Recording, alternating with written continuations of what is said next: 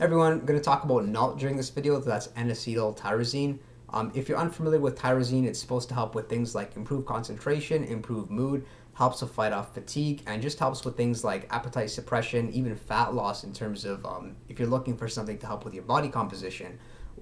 What I found personally, just in comparison, in comparing tyrosine to N-acetyl-tyrosine, is that tyrosine is a lot more effective, like significantly. I'm just doing some research on it now. There's a study that shows, that tyrosine will increase plasma concentrations by, I think, like 7 or 8 times more than NALT, N-acetyl L-tyrosine. NALT is the acronym.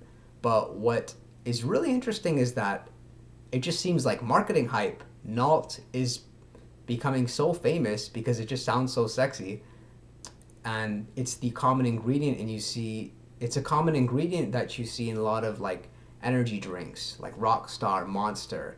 It's even in that famous 5 hour energy they use NALT. But from my experience, it's very short lasting. It lasts like 20 to 30 minutes, whereas tyrosine will last like a good 60 to 90 minutes. So that's what I like about it.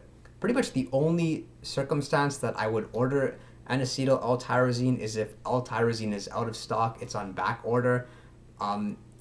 If it's the event when you're using it for body composition, so you're using L-tyrosine again to help with fat loss, to help with things like power output, and to help with things like appetite suppression, sure, then NALT will, it'll serve as a good substitute. But if you're looking for a cognitive enhancer and anything that really falls under that umbrella, then I would recommend that tyrosine is your go-to. I would give NALT a 3 out of 10.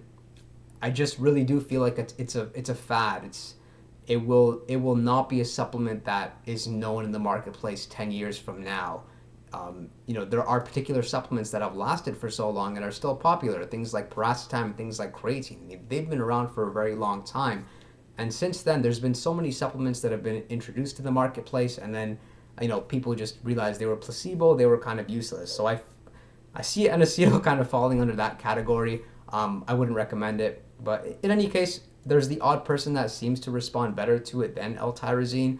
If you do order it, take it on an empty stomach or take it exclusively of a meal. If you take it with a meal, it's going to lose its magic. That's really not what it's used for. Hope that was helpful, guys. I'll see you next time.